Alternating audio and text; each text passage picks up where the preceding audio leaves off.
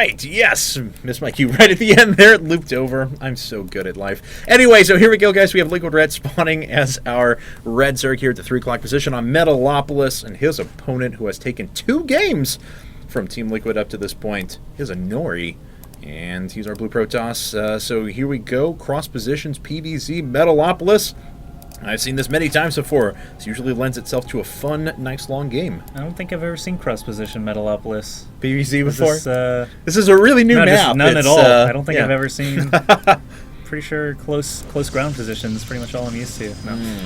Idra and Jinro could talk to you so much about that matchup. I'm a little disappointed neither of these players can lift to the gold base. That seems to be the go-to strategy for Terran who players. was Marine King Prime playing when the post was put up on Reddit? Bomber? It may very well be. Bomber. Yeah. It was like when MKP and Bomber meet on ladder. Yeah, they were both. They both lifted to the golds. Actually, I've been watching Bomber stream quite a bit lately. Even tweeted about it over the weekend because he has been so impressive lately. His macro, of course, is well renowned, but his micro when he was playing was just out of this world with his Reaper drops and stuff like that. It was fun to watch. Reaper drops. I did that in Gold League in the beta, and people called me crazy. They're like, they can jump up cliffs, right? I'm like, yeah, but medevacs are faster and sneakier. And they can heal and pick them up at the same time. Yes. So, like, he was cycling Reapers making this cool hand motion that no one can see on stream. But he was doing all of that. Yes.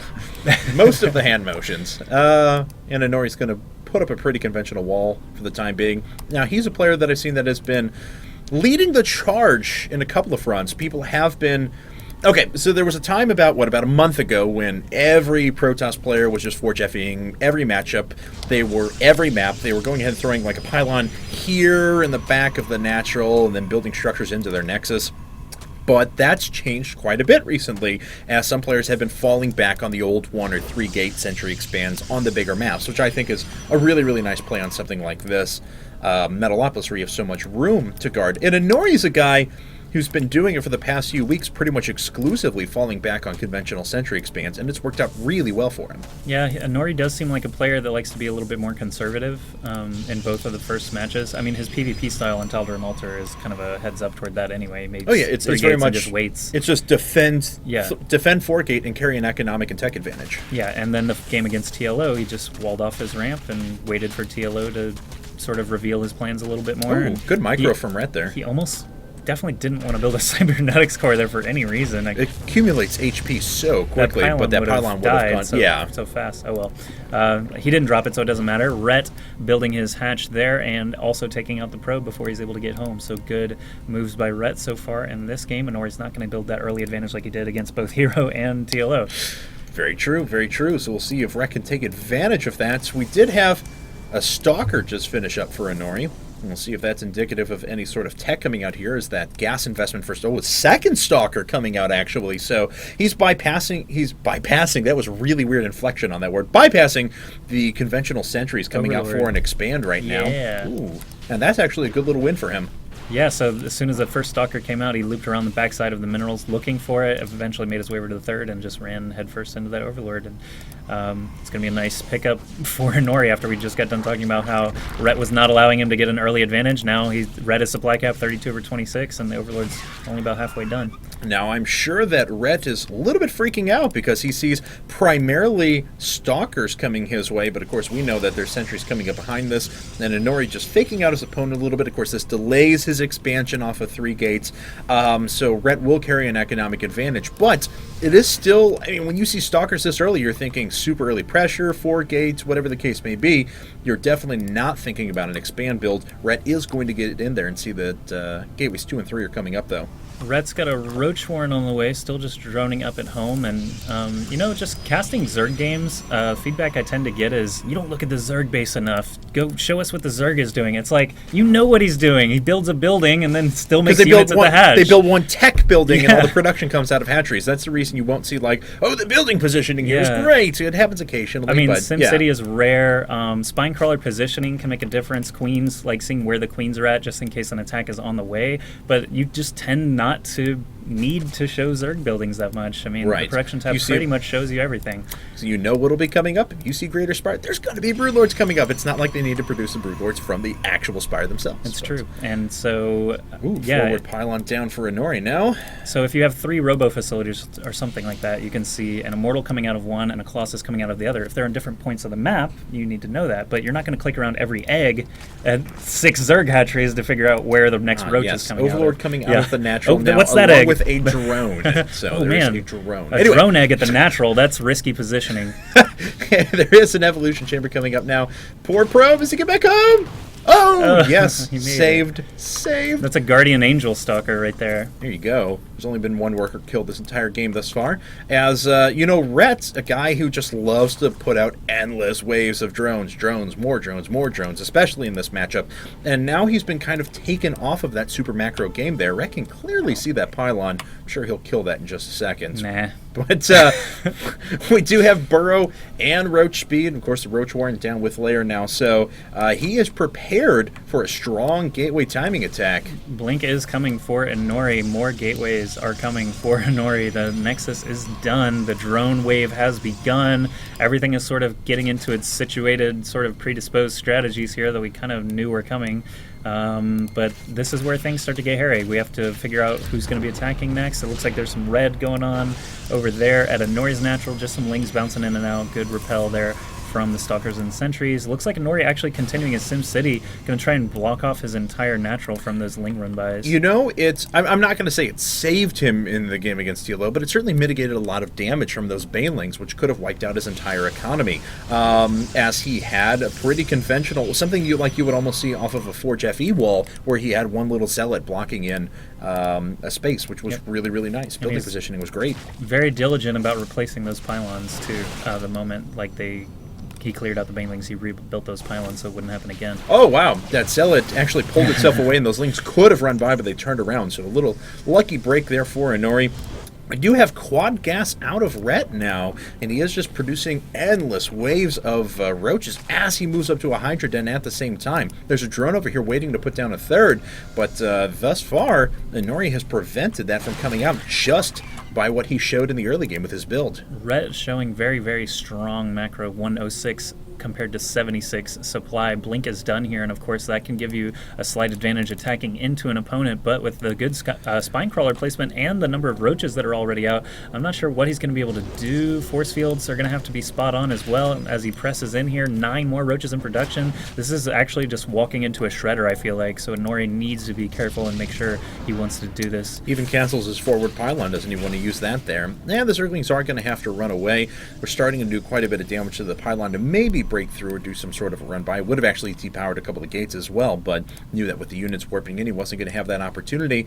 And, like you said, yes, Rhett's macro has been very good, as it typically is, but he's still going to need to look at taking another expansion here sometime soon, as he's going to be over 60 workers on just 2 base in a second. And there we go, the gold is coming up. So Tunneling Claws and Hydralisk Range coming along. Burrow's already complete here, so Observers will be necessary here for Inori soon. He's dropping a Forge as well. I'm not sure if he's planning on making any cannons with that or just going for some nice upgrades, but Rhett definitely being very strategic here, not losing any real units of value just yet, and now to, about a 40 supply advantage right now. So Rhett just letting the gears of war turn, these production facilities just going crazy, these lair and multiple hatches that he's got up now. And there's Robo Bay, so not too many Immortals going to come up. It looks like it's going to be primarily for Colossi here in a bit. And Nori just making his way down with that huge group of Stalkers. But man, that Hydra and Roach amount is really, really increasing now. It looks like Rhett may even want to push in and make an engagement happen. And looks like he does make his way up. The Hydras at the back are very, very nice right now. Inori showing a little bit of good micro, but he needs to start blinking his units away at the front. He also has that Observer in play, so he will be able to catch burrowed roaches. That first wave of force fields wasn't the most efficient, but now with the combination of the blinking Stalkers, he actually does manage to repel Rhett for the time being. He dropped that supply advantage down to only about 15 when it was 40 not too long ago. Spire is about halfway done now for Rhett. I think the result of that encounter is that Ret is not going to be able to continue attacking. He's going to wait for the gold base to really start flourishing, and then perhaps even take a 4th base over where you would normally take the 3rd. There it is. I don't expect another attack anytime soon unless Nori is going to try to be the aggressor. That Mutalisk, I mean the Spire going up, I think Mutalisk getting involved could be the next attack window for Ret. Yeah, Mutalisk with harassment, or just a few Corruptors in there as well to help mitigate the damage from eventual Colossi that will come out. They are starting to hit the field now. One just finished. All right, and let's see here. Nori has just +1 weapons at the moment. Ret is just on +1 weapons himself, about to finish up +2. And both players are carrying quite a macro game at the moment. As you mentioned before, the 4th base coming down for Ret. He'll be able to transfer off some Dromans here as he's getting close to Mind Out at his main. But as it stands, this is going to be a pretty good long-term game now, as the army compositions are set up for some good trade and remax type engagements. That's some supply that's going to get freed up there, I suppose. He really needed it, man. Yes, needed it at about the 160 mark. But 160 under 190, you got to get rid of those lings right away. No, I'm just kidding. Of course, Infestation Pit coming up now for Ret as well, so that's going to add another element to this Blinkstalker versus basically super range Hydra battle that are going to be ensuing here. And we do have 2 Colossi in the army right now. How many robotics facilities are up? Just the 1? Yeah, it looks like just the 1 for now. We do have a couple more gateways being put up at a wall over out in Nori's 3rd with 1 cannon back to defend any sort of Zergling run by. So, the game has been pretty passive thus far, and it looks like it's going to continue that way for a while. It's just a question of how quickly Red is going to want to go up to Hive and thus Broodlord tech. Well, the Corruptors are starting to flood out of these hatcheries now, as well as just, very efficient Zerglings. Colossi are moving forward. There are enough Corruptors to actually be able to take out those Colossi. Here we go, Force Field being dropped, keeping those very important Hydralisks pinned back, and with Blink Micro, and Nori is doing a great job already. 1 Colossus is going to go down to those few Corruptors. He can't really use the Stalkers to focus fire those down yet. There he does. Colossi still 1 standing, but 3 more Corruptors come in to try and take it out. I do see good force field still going on throughout this battle, but the Hydralisks with their increased range basically just ignoring the force fields. They're not going to matter too much anymore. Big Blink forward, and Nori doing so much damage here, and once that Colossus is dead, assuming that it goes down, all these Stalkers will have free reign on the ground to be able to take out this gold base. So Ret, not enough forces on the ground. He did manage to take out that other Colossus before getting out with his Corruptors, but the gold base is now forfeit, and Nori is still streaming forward. I'm not sure if he's going to continue this attack or just cut his losses, or excuse me, you know what I'm trying to say. Press his gain, press his advantage. Yeah, press his advantage and retreat I know exactly back what you mean. Maybe expand even a 4th time. I've got to say, Inori's position on that engagement at the gold was actually just amazing. Because of the way he used those force fields, he was able to mitigate all the offensive power from the Hydras and Roaches while he just picked them apart with his Blink Stalkers and long-range Colossi. So Inori got about as good of an engagement as he could, pressing into a very, very large army. So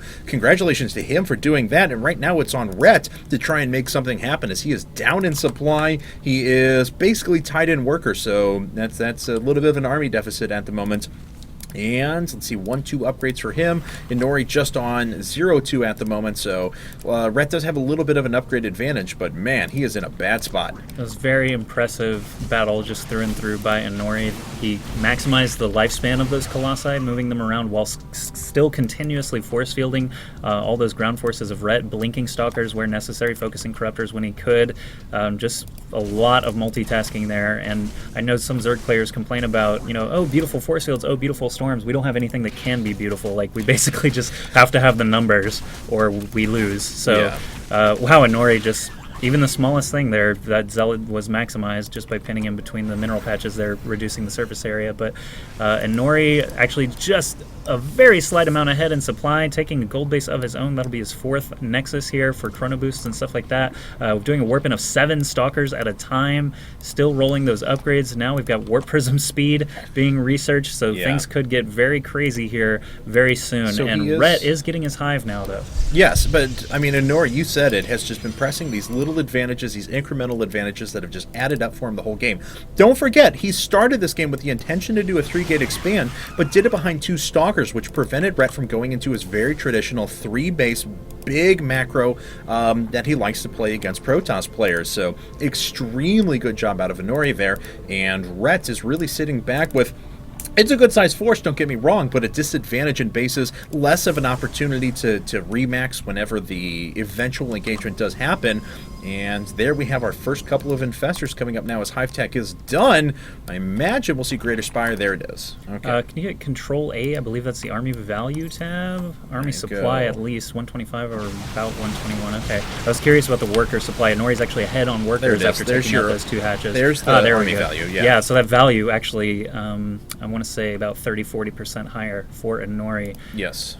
Here we go. Moving in once again. The sentries are in the back of the line. That's okay. The stalkers can just blink onto the other side of them if necessary, but it doesn't look like he wants to finish this engagement. He just happened to run right into all of Ret's forces there, so he may actually want to cut across. He's doing something Warp Prism maybe in the main. Yes, he is. For Zealots. Oh, wow. They're going to get, they're going to get Greater Spire. It's going to be very difficult for Ret to be able to stop that, and he's sharking with his big army in the middle as well, doing a nice job at engaging on his terms.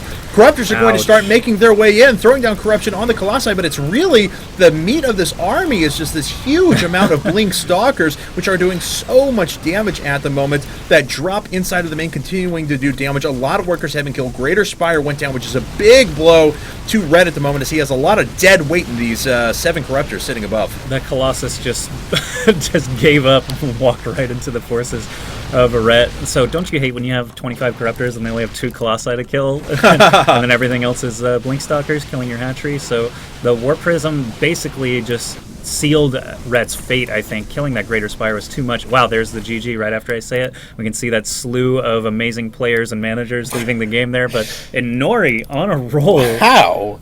3-0 now against Liquid. That's incredibly impressive. Congratulations to him. 是上将。